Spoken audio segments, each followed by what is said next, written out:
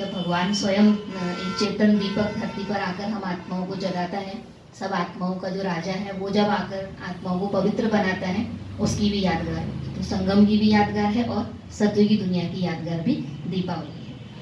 अब इस समय हम सब ब्राह्मण ये तो जानते हैं कि हम दीपावली क्यों मना रहे हैं, है ना, क्यों मनाई जाती है और हमें क्या करना है, इन बातों को भी जानते हैं। और ये भी देखते हैं कि अभी संगम युग का समय भी इतना पहुंच चुका है आगे कि अभी स्थापना का समय भी लास्ट मोमेंट पे चल रहा है। कुछ समय बच गया है कि स्थापना भी पूरी होने वाली है, माना लक्ष्मी जल्दी ही इस धरती पर आने वाली है ना, ये भी हम सब जानते हैं। लेकिन अभी कुछ कमी क्या रह गई है जो हम सब तैयारी कर रहे हैं और इंतजार कर रहे हैं कि फिर से वो नया संसार जल्दी आ जाएगा। तो बाबा भी अभी अपना कार्य लगभग पूरा कर चुके, बाबा की पढ़ाई पूरी हो गई, रिवाइज कोर्स पूरा हो गया और अब बाबा सूक्ष्म में हम ब्राह्मणों की पालना कर रहे हैं। अव्यक्त बाप दादा सभी बच्चों को फिर से पावरफुल सूक्ष्म में बना रहे हैं, वो कार्य भी चल रहा है। लेकिन यहाँ बाबा हम बच्चों को कहते हैं हमें अपने अपने दीपक को हमने जगा तो लिया और बाबा के साथ हम कनेक्ट भी हो रखे हैं, जगे हुए हैं, लेकिन फिर भी कुछ कमी है जो अभी सत्य की दुनिया आने में टाइम लग रहा है, ये दुनिया के विनाश होने में समय लग रहा है। तो वो जो है थोड़ा बहुत जो हम सबके अंदर कमियां रह गई हैं, सूक्ष्म में जो चीजें रह गई हैं, उनको हमें खुद चेक करके, खुद परिवर्तन करके जल्दी इस कार्य को संपूर्ण करना है। तो इस दीपावली पर हम सबको यही लक्ष्य रखना है। जैसे बाबा कहते बच्चे प्रकृति तैयार है, माया भी तैयार है, हर तरह से विनाश करने वाले भी तैयार हैं, लेकिन तैयारी सिर्फ तुम बच्चों की रही हुई है बस। और जैसे तुम्हारी तैयारी पूरी होनी है वो सब कार्य शुरू हो जाना है। वो मिनटों का सेकंडों का काम है, फटाफट परिवर्तन हो जाएगा। परंतु बड़ा परिवर्तन वो है कि जो देवता बनने वाली आत्माएं हैं उनको परिवर्तन करना है, क्योंकि मेहनत तो देवता बनने में है ना, स्थापना में मेहनत है, विनाश में कोई मेहनत नहीं है, वो तो फटाफट हो जाए। तो इसलिए हमें विशेष बाबा कहते हैं कि अपने मन के अंदर जहाँ भी अब कुछ कमी रह गई है, मोटे रूप में तो हम सब जीत चुके हैं विकारों को, सूक्ष्म रूप में जो रह गए, जैसे बाबा ने भी पीछे अव्यक्त मुरली में भी कहा था ना, अपनी भाव और भावना को चेंज करो, परिवर्तन करो। और वो परिवर्तन बाबा ने कहा इतना परिवर्तन लाओ कि ब्राह्मण आत्माओं के अंदर के लिए भी आपके अंदर शुभ भाव और शुभ भावनाएं पैदा हो, है ना। कई बार दुनिया में तो होता है कि अज्ञानी है, इसको ज्ञान नहीं है, तो उसके लिए शुभ भावना हम रखते हैं, कोई दोष नहीं है उसका। लेकिन जो ज्ञानी के अंदर कहीं कमी दिखती है तो वहां पर फिर हमारे संकल्प चलते हैं, ये इतना पुराना ज्ञानी या ये इतनी ये आत्मा तो ज्ञान में है, ये भी ऐसा कर सकती है। तो वो भी बाबा कहते नहीं, हमें ब्राह्मणों को भी आपस में, क्योंकि सब पुरुषार्थी है ना, और पता नहीं कौन सी आत्मा किस पद के लिए पुरुषार्थ कर रही है, अपना अपना हर एक का पद है, राजधानी बननी है, सब नंबरवार है। तो हमें ये लक्ष्य रखना है कि हमें अपने प्रति तो अपनी बुराइयों को निकालना ही है, लेकिन कोई कैसे भी भाव स्वभाव संस्कार वाली आत्मा है, हर किसी के प्रति शुभ भावना रखनी है, चाहे वो ज्ञानी हो चाहे वो अज्ञानी हो। सबका दीपक संपूर्ण रीति तभी जलेगा जब हम सबके प्रति एक शुभ भावना अपने अंदर पैदा करेंगे कि मुझे वो आत्मा बनना है, बाबा का वो राइट हैंड बनना है कि मैं अन्य आत्मा को भी आगे बढ़ाने में सहयोग दे सकूं ना।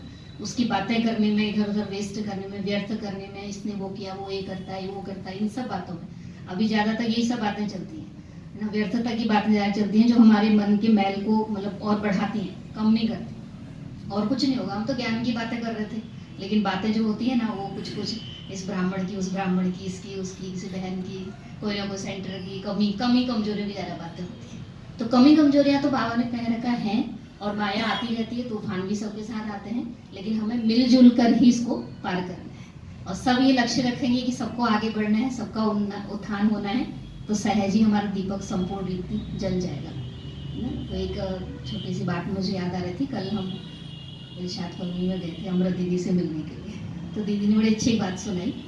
दीदी ने कहा कि एक बार एक घर में, मतलब बातें तो इसे कहते हैं ना, कोई चीज़ होता है, बातें बहुत छोटी होती हैं, अगर हम उस बात को देखें बहुत छोटी होती है, पर हम अपनी स्थिति से, अपने संकल्पों से, अपने स्वभाव से उसको इतना बड़ा बना देते हैं कि एक बहुत बड़ा पहाड़ आ गया सामने, वो कहाँ से कहाँ चला जाता है वो। तो बहुत सुंदर बात बताई कि एक बार एक घर में एक सास बहू का झगड़ा हो गया, और उनका झगड़ा किस बात पर हुआ, बहू घी का कनस्तर से घी निकाल रही थी, तो उसके हाथ से वो कनस्तर लुढ़क गया, तो सारा घी बह गया।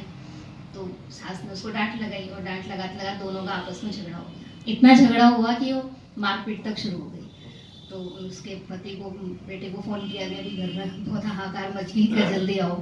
तो बेचारा अपने ऑफिस से जल्दी घर आया, तो देखा बहू एक साइड बैठी है, सास एक साइड मुंह करके बैठी है, कोई पानी पूछने वाला नहीं, कोई बोल भी नहीं रहा है, इतनी मतलब भयंकर स्थिति बन गई है। तो उसके बेटे ने कहा क्या किसको कहूँ, तो माँ के पास ही गया, उसने माँ को बोला कि तुम लड़ झगड़ के इतनी स्थिति तुमने ऐसी बना दी और इतना हलचल कर दी कि वहाँ मुझे भी घबराहट होगी, पता नहीं क्या हो गया घर में। और अगर तुम सोचो मैं इस घबराहट में वहाँ से भागा भागा घर को आता और रास्ते में कहीं मेरा एक्सीडेंट हो जाता तो तुम क्या करते? तुम्हारा एक ही का कनस्तर गया या सारे जिंदगी भर के भी कनस्तर चले जाते? कुछ भी नहीं मिलता है ना, संबंध जाता, रिश्ते जाते, तुम्हारी सारी कमाई घर की जाती। तो तुमने ये क्यों नहीं सोचा कि हम कर क्या रहे? मतलब हम इतनी जल्दी उसमें आ जाते हैं कि बात को पहाड़ बना देते हैं। तो उसकी माँ ये कहने लगी भाई नहीं ऐसे मत बोल, ऐसे क्यों कह रहा है, क्यों एक्सीडेंट होगा? तो उन्होंने कहा भाई एक घी का कनस्तर का 10 घी के कनस्तर लुढ़क जाए, परंतु हमारी जो हम किसी को प्यार से भी समझा सकते हैं, आराम से भी बात कर सकते हैं, लुढ़क तो गया ही, वो जो लुढ़का है वो लुढ़क गया। लेकिन हमें अपनी स्थिति को इतना खराब कर देते हैं कि सारा माहौल बिगड़ जाता है। एक बहन एक बार सुना रही थी कि एक कोर्ट में किसी का तलाक का केस चल रहा था।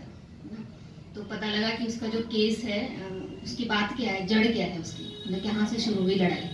तो कहते हैं लड़ाई की कुछ भी जड़ नहीं थी, उससे बात क्या थी कि सवेरा हुआ, बिस्तरे से उठ के एक ने कहा चद्दर को उठाओ, दूसरे ने कहा तू उठा ना, दोनों ने चद्दर नहीं उठाई, पूरा दिन बिस्तरा ऐसा पड़ा रहा, उस पर झगड़ा शुरू। दोनों का अहम जग गया हो गया, मैं क्यों करूँ करा, मैं क्यों करूँ। तो दोनों पति पत्नी का इतना झगड़ा हुआ कि कोर्ट तक बात चली गई और बात इतनी बढ़ गई कि दोनों का रिश्ता ही एक उधर चले गए।